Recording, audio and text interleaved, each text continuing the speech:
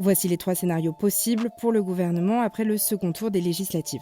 Après la défaite du camp présidentiel, un nouveau Premier ministre doit être nommé et un nouveau gouvernement formé. Mais à quoi pourrait ressembler ce gouvernement? Tout d'abord, le président peut décider de former un gouvernement de coalition. Lorsqu'aucun parti ne détient la majorité absolue des sièges, les partis peuvent négocier pour former une coalition majoritaire. Cela implique souvent des discussions et des compromis sur des mesures ou un programme. Les coalitions peuvent inclure 2 ou plusieurs partis en fonction du nombre de sièges requis pour atteindre une majorité plus solide. Ici, le nouveau Front populaire pourrait s'allier à Ensemble, le parti d'Emmanuel Macron, pour atteindre une majorité relative à l'Assemblée. Mais ce scénario est peu envisageable car des représentants de la gauche ont déjà annoncé ne pas vouloir s'allier au camp macroniste ou à la droite. Le président pourrait alors décider de former un gouvernement minoritaire, c'est-à-dire que le Premier ministre et les ministres sont issus d'un camp qui ne détient pas la majorité absolue à l'Assemblée. C'est notamment ce qui s'est produit lors des gouvernements Borne et Attal, qui ne disposaient que d'une majorité relative. Mais dans cette situation, le gouvernement doit sans cesse négocier avec les autres partis pour faire passer des lois ou des réformes, ce qui ralentit le processus législatif et pousse souvent le gouvernement à faire passer ses lois par la force à l'aide du 49.3. Ce gouvernement risque aussi d'être renversé par une motion de censure. Un dernier scénario est alors envisageable, le gouvernement technique. Ce type de gouvernement est formé principalement par des experts ou des technocrates plutôt que par des politiciens élus.